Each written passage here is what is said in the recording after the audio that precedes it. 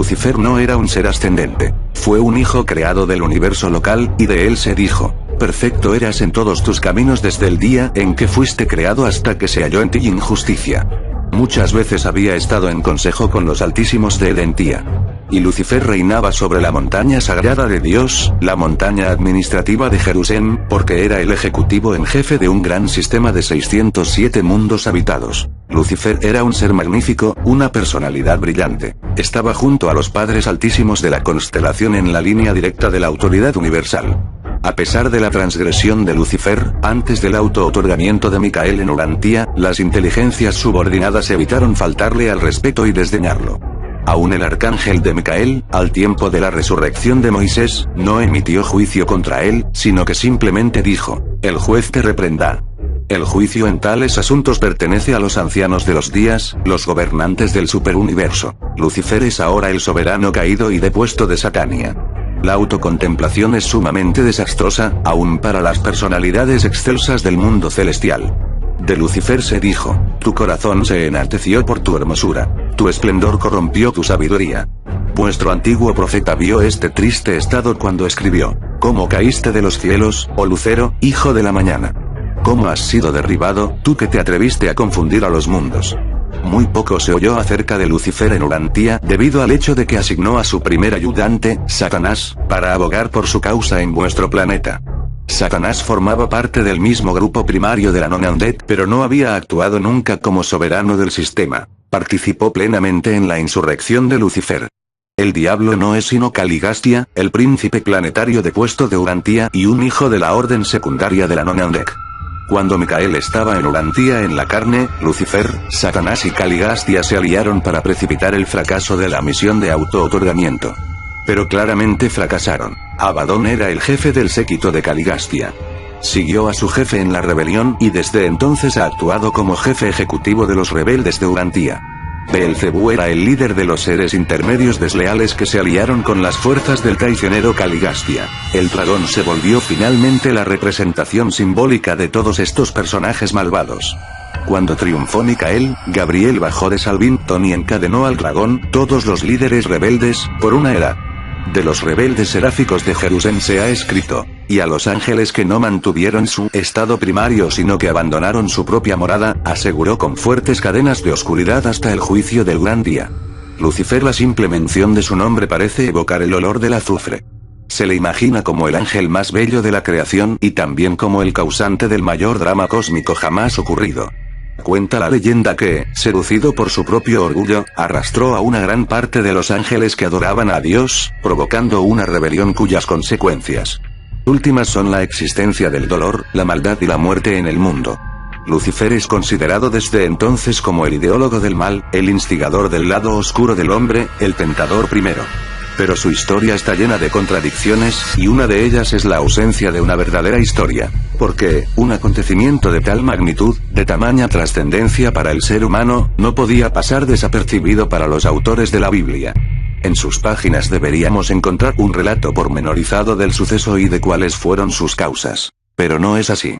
De hecho, el nombre de Lucifer ya no aparece en ninguna Biblia moderna, aunque sí estuvo presente en las antiguas. Fue borrado de la historia, pero no de la leyenda. En realidad, todo el mito moderno de Lucifer parte de un equívoco, de un simple error de traducción. Lucifer es una palabra latina que significa portador de la luz. Fue empleada por San Jerónimo en la elaboración de la Vulgata, la versión en latín de la Biblia, para traducir el término hebreo el, literalmente resplandeciente, de un texto del Isaías. Fue una elección meditada, que buscaba conciliar los distintos sentidos que, según algunos, el texto hebreo parecía contener. Y es que, ya en aquella época, algunos padres de la Iglesia habían creído encontrar en aquellas palabras la descripción de la caída de Satanás. Hasta aquel entonces Lucifer, también conocido como Eósforo, era tan solo un dios menor de la mitología grecorromana, un hijo de la diosa Aurora que nada tenía que ver con las tradiciones judías o cristianas. Su condición de descendiente de los dioses influyó en la elección que realizó San Jerónimo. Pero, ¿qué decía en realidad el texto de Isaías? El profeta recogía la siguiente sátira, compuesta por Yahvé evocando la derrota de su enemigo, el rey de Babilonia. ¿Cómo has caído del cielo, astro rutilante, hijo de la aurora, y has sido arrojado a la tierra, tú que vencías a las naciones? Tú dijiste en tu corazón, el cielo escalaré, por encima de las estrellas de él elevaré mi trono y me sentaré en la montaña del encuentro, en los confines del Safón. Escalaré las alturas de las nubes, me igualaré a Elión, el Altísimo. Por el contrario, al sol has sido precipitado, al hondón de la fosa Is. 14, 12, 11. La Vulgata empleó la palabra Lucifer en la traducción de la primera frase, quomodo fecidisti de coelo, Lucifer qui mane orievaris. Las sucesivas versiones a las lenguas vernáculas conservarían sin traducir esa palabra latina. ¿Cómo caíste del cielo, oh Lucifer, hijo de la aurora? Desde entonces, Lucifer fue considerado un nombre propio. Había nacido la leyenda del ángel rebelde, el mito grecorromano resurgía, la leyenda pagana se cristianizaba y el origen del mal en el mundo había sido, por fin, hallado. Se había creado un nuevo nombre y un nuevo personaje. Considerado un nombre propio. Había nacido la leyenda del ángel rebelde, el mito grecorromano resurgía, la leyenda pagana se cristianizaba y el origen del mal en el mundo había sido, por fin, hallado. Se había creado un nuevo nombre y un nuevo personaje. El mito sobreviviría luego al paso de las edades y muchas leyendas medievales se nutrirían de estas ancestrales raíces, creando relatos de gran belleza y simbolismo, pero Isaías, su autor primigenio, sabía muy poco de mitología clásica. Sus fuentes pertenecían a un ámbito cultural muy diferente y el fondo de sus palabras reflejaba un drama que nada tenía que ver con batallas cósmicas entre ángeles, pero sí de luchas entre dioses. O al menos entre hijos de los dioses. Un ángel, con arco siempre en mano, que tuvo que interpretar el papel de caído para poder salvar a la humanidad de su gran olvido. Hace miles de años, cuando aún las manzanas no te pecaban, unas chispas divinas de amor, nacidas en el reino de las estrellas, decidieron bajar a un planeta llamado Gaia para poder experimentar qué es el cielo, con su atmósfera en la tierra, en cuerpo y alma, como Dios manda. Les gustó tanto su vivencia que quisieron repetir una vez más, y otra más, y otra más y cuanto más repetían más deseaban volver a reencarnar. Sus hermanas, que desde arriba las observaban, no podían dar crédito ante tanto palpitar. La curiosidad les comía la paciencia. Todas hacían cola. Todas se querían humanizar. Y allí estaba él, tan blanco, tan radiante, tan majestuoso, tan brillante, tan bello, tan valiente, tan fuerte vigilando la puerta de salida para evitar colapsos estelares, consternaciones familiares y estrellas fugarse. Era el encargado de lanzarlas al lugar que habían acordado, subidas a unas flechas cubiertas por toda su luz y toda su fe, para así no arrepentirse del viaje iniciado ni perderse entre rumbos por doquier. Su nombre era Arcángel Lucife. Pero surgió un problema. A medida que se fueron humanizando también se fueron separando de quienes en realidad eran.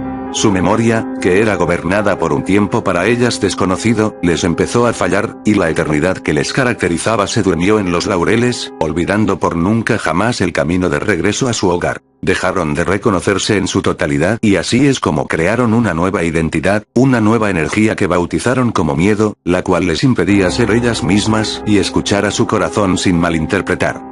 Las mantenía encerradas en una prisión rodeada por infinitas creencias militantes, sin ningún tipo de alegría, de amor, de paz, de pasión ni de humildad. Fue tal el golpe que les causó que se quedaron, todas y sin excepción, sin sentidos e inconscientes, con una terrible e infranqueable contaminación mental. Ante tal efecto, el que todo lo sabe, envió a uno de sus más fieles seguidores para que se infiltrara entre los caídos, haciéndose pasar por uno de ellos y, desde dentro, colarse en sus pensamientos y guiarles hacia sus recuerdos, a través del reflejo de su tan temida oscuridad. Se hizo llamar Lucifer, rey de las tinieblas. Cubrió sus enormes alas con una capa sobrenatural negra, se tatuó su piel de fuego, su arco en tridente transformó y de tentación se disfrazó. Y así fueron pasando los años. Y así fueron pasando las vidas ocultando con sus múltiples máscaras todo ese amor que tanto le recorría, mientras poco a poco, gota a gota, granito a granito, escondido tras nuestras sombras, nos ayudaba a despertar de nuestro profundo letargo. Aquellas que un día le adoraron, le rechazaron. Las religiones le crucificaron.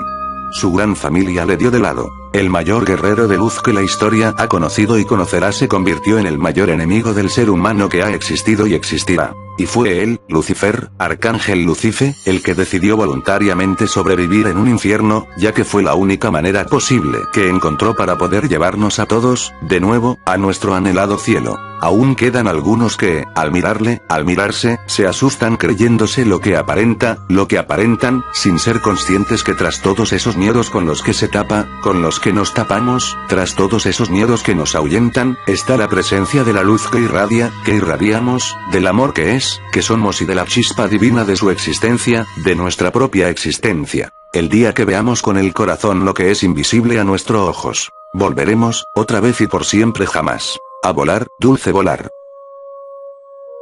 Bueno amigos y amigas de YouTube, si te gustó el video suscríbete al canal, y regálanos un like, para ayudarnos a crecer. Hasta la próxima amigos.